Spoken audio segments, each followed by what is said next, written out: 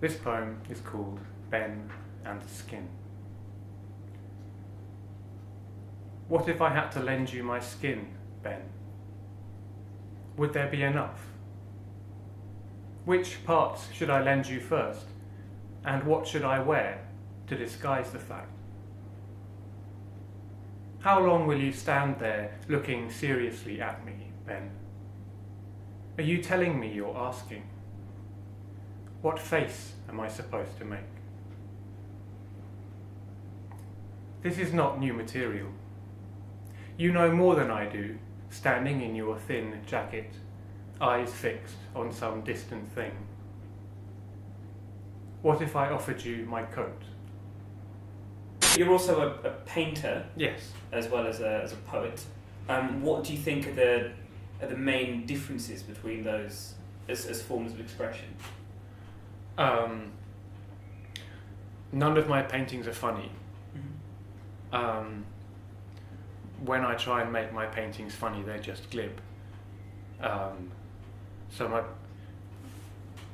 the poetry is dishonest and ambiguous and silly, but also emotional, romantic, sentimental. So it plays with it. I try and disrupt what you expect, but my paintings are quite straightforward. I paint pictures of what I see.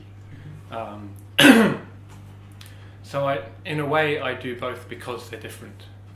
So yeah, they're quite different. Do you think that's a standard way to differentiate between them, or do you think lots of visual artists would be more disparate? I think, just to use an easy example that I know about, if you look at the British tradition of, for example, pastoral sort of poetry and maybe landscape painting, over the last couple of hundred years, they've traditionally been quite close things. They work together. Yeah.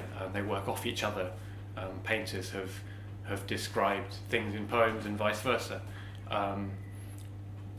So I think that might be what you expect to happen. And one of the ways I started writing was I wrote about what happened when I went out to paint. So yeah, that was definitely a starting point. They were quite close together to begin with, but they're very separate now. Do you think the urge comes from a similar place, or are they very different?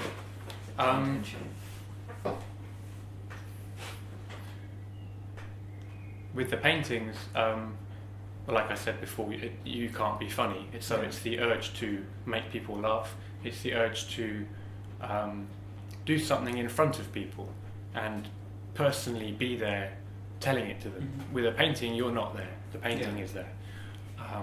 And I always think that a successful painting shouldn't need you to be there to explain it. But with a poem, when I'm reading someone a poem, obviously that's exactly what I'm doing. I'm explaining something to them directly.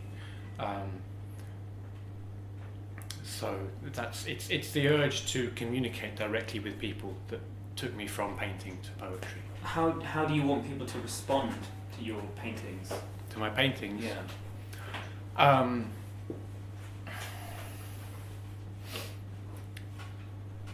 If an image is resonant and powerful, people will make up their own stories about that subject matter. So if I've painted a landscape that people are drawn to, they will place themselves in that landscape. And I think that, yeah, as a landscape painter, you give the viewer a place to imagine themselves in, rather than necessarily giving them a narrative. Yeah. That's how I have my own narrative around the landscape I've painted, but you'd be perpetually disappointed if you only wanted people to understand the meaning you intended, because people won't. Yeah.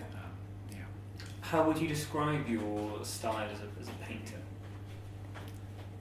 British figurative painting. How would you describe your style as a poet?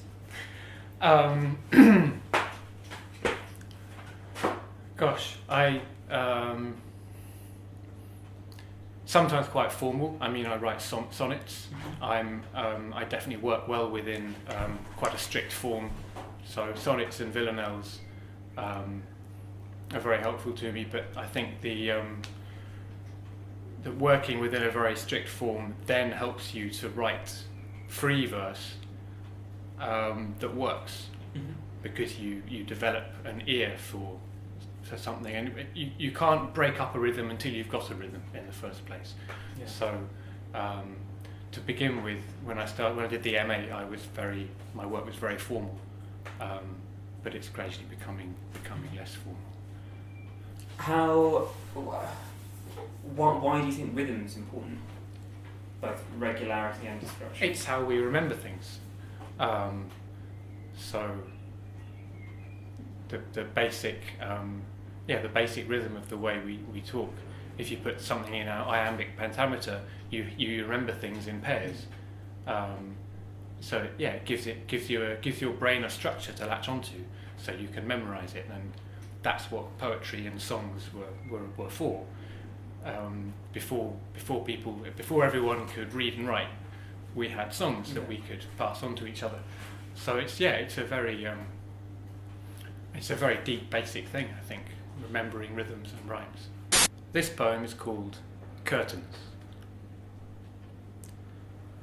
How vain to want to join the ranks of illiterate dead, who are written about but can't read, and who write nothing with their slack hands.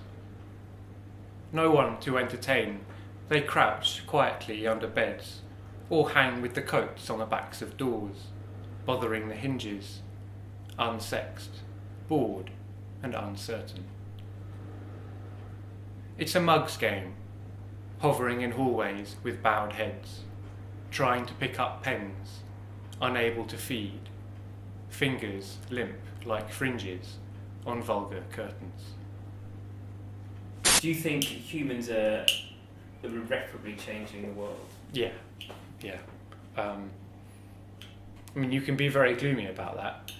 I'm worried I'm getting into territory here where I'm woefully underinformed.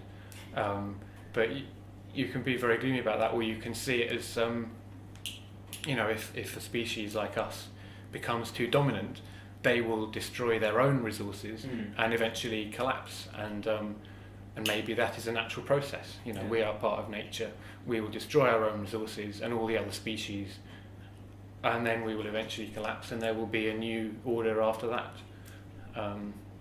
How would society be different if we had natural predators?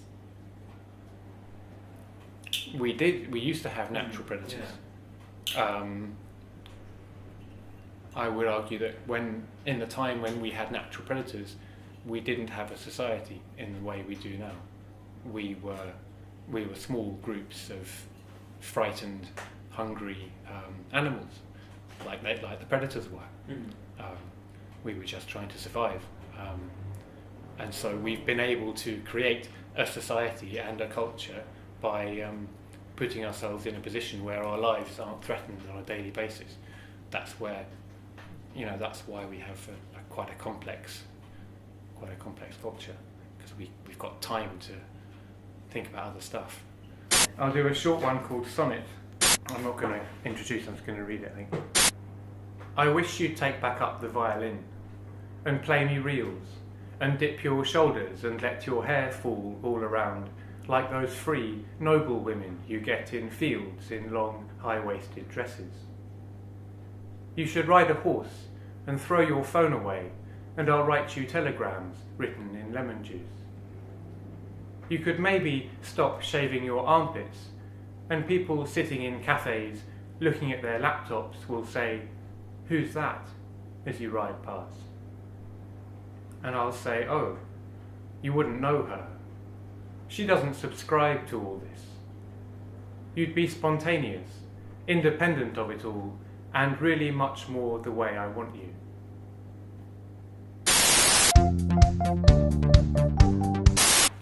Oh, I've forgotten to bring the happy one.